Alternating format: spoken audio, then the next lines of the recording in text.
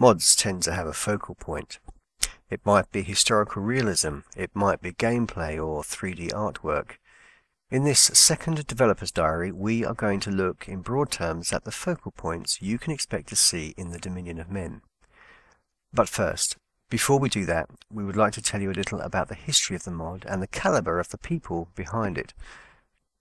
The Fourth Age traces its foundations to the latter part of 2004. So why has it taken over 6 years to release the final and full version, the Dominion of Men? First, when the Fourth Age Total War was conceived, Rome Total War had only recently been released, and the engine was completely new, unlike Medieval 2's engine, which is largely the same as Rome's. This new engine required a lot of time and study. Research and testing was a major part of modding for the first couple of years, even though work on the mod did go forward. It was the Fourth Age developers that made many of the early and later discoveries about the Rome Total War engine, and its team created major tutorials and guides that are still used today by Rome and Medieval 2 modders alike. It was also decided in 2006 that the Fourth Age would release modules, self-contained, fully playable releases of portions of the mod. This led to the release of Corsair Invasion, followed by Fourth Aeolingus, and lastly to the new Shadow. There have also been other variants released as teasers and alternatives, such as the Wars of Men and the Rome Total War version of the new Shadow. In addition to this, the developers were involved, often deeply, with other mods. Viking Invasion 2, its extension, Dominion of Britannia, Norman Invasion, Gods and Fighting Men, and the Multi-Mod Sampler are just some of the better-known mods conceived and created by members of the Fourth Age team. When these are taken into account, together with the aid and sometimes significant contributions to a half-dozen other mods, as well as the development of research resources and tools, it will be seen that the Fourth Age developers have been extremely prolific. The reality is that although 6 years have passed, a great deal of modding expertise has been built up. This has enabled the Dominion of Men to become a finely honed mod. We want you to know that it is in good hands. We will now look at some of the focal points or strengths and peculiarities, if you will, of the Dominion of Men. The Fourth Age has always aimed for original design and has steadfastly avoided using concepts from both the movies and Middle-earth games. Historical research was undertaken to provide what could not be found in Tolkien's writings. For example, the Variags of Khand have a design influenced by the real-world Mongol culture, complete with lamella armor. Original design is not just limited to textures and 2D artwork. It may also be found in names, such as the Old Norse additions to the Dwarven name list. Although it would have been quicker to have ready-made concepts or even imagery from movies, etc., we believe this approach has resulted in a mod that is distinctly its own. Perhaps one of the most difficult aspects of the mod was coming up with a good and believable storyline. Although this story is not told in full, we believe its existence, in our minds at least, and supported by references in the mod, make the Dominion of Men more immersive for the player. Anyone who has played the previous module releases of the Fourth Age will know that you can expect the best stability in the Dominion of Men. We have never released mods with known game-breaking issues, and always test thoroughly before release. This involves a lot of work and time, but we do not believe it sets a good impression to our players if we release unstable betas.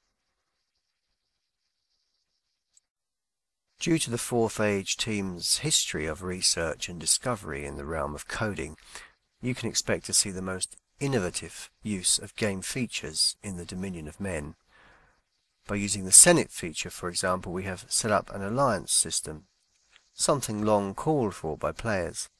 But this is just one of the many features of the mod. The others exhibit far more innovation too. We feel confident that no other mod will match our extensive and unique use of features.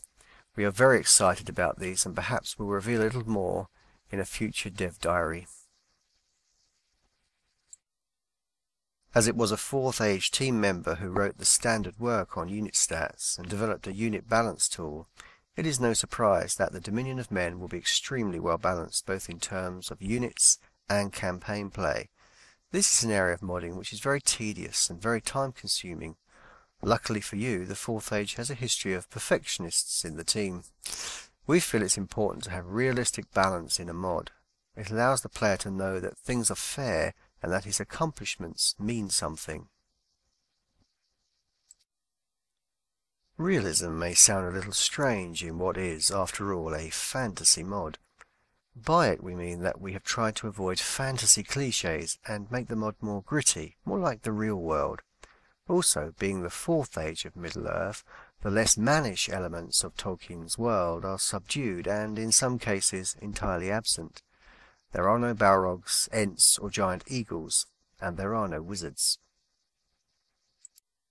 We have tried, and we feel successfully, to make each culture and faction so different so as to create a mod that will give a very different experience to the player when he plays each faction.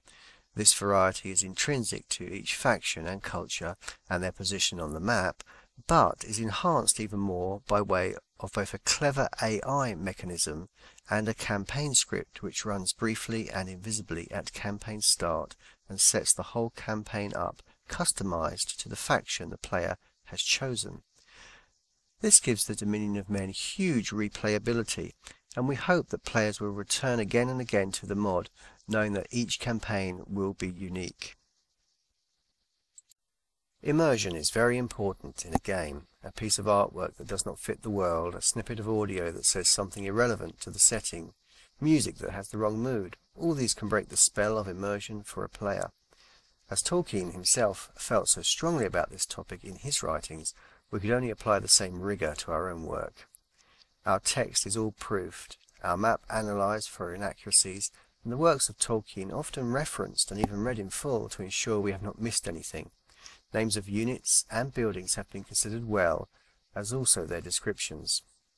Extensive work has been done on the battle map, climates and vegetation to provide a landscape that will whisk you away into Middle-earth. Some great graphical interfaces for the cultures as well as the menus have been designed, wholly revamped from the old ones. An already rich trait and ancillary system is being redone, enhanced and added to with some great new ideas you will not have seen in any mod before. More musicians have been contacted and allowed us to use their music, thus adding to the atmosphere of the mod. The campaign map has been retextured and many strategy map models improved. Our units, already with fine textures, are also being tweaked and enhanced to make them even better. By paying attention to details, we hope the player will not only be captivated, but also enriched. Nearer to the release, a site will be launched all about the Dominion of Men. It will be focused on information. Forums, resources and support will still be hosted at twcenter.net. At the heart of the work of the 4th Age has been a desire to portray Tolkien's sub-creation Middle-earth in a way that conforms both to the lore and to the spirit of the Professor's works. If we have done that alone, we have done well. Okay, we're going to take a little bit of time now to answer some of the questions that have been asked on the forum concerning the mod. Orcs will be rebalanced and reviewed along with all other units. Dunland will retain its ability to access the orcs of the Misty Mountains, the naturally occurring orcs, if you will, but only the Kingdom of Dunabar under the Shadow Cult will have access to the breeding programs that lead to the creation of the Uruk-hai. Yes, there will be a subtle presence of hobbits in the Dominion of Men. Of course, since the beginning of the 4th Age, the Shire has been under the protection of the reunited kingdom. Of course, that protection may not last. The Realm of the Elves starts off as a completely elven faction with no mannish elements present in it. However, due to their limited population, elves are unable to send their own settlers or recruit their own troops in the lands of men or dwarves, and so they will have to rely on levies, if you will, drawn from among the Elvelin in order to settle and protect non-elven lands. So the more the elven factions expand, the more significant the mannish element, the Elvelin, will become. Arnor, of course, is the northern kingdom of old. It is the upper part of the reunited kingdom of Gondor and Arnor. As such, its units are pretty much the same as what you would have already seen, although some variation in units may be seen. Also, Adunabar will have a presence in Arnor, as it does in the south, though not as strong. Well, that's it for now. I hope that you've enjoyed this dev diary. Let us know what you'd like to see in the next one. We'll play out now with just a little hint of some of the in-game images you can expect to see in the Dominion of Men.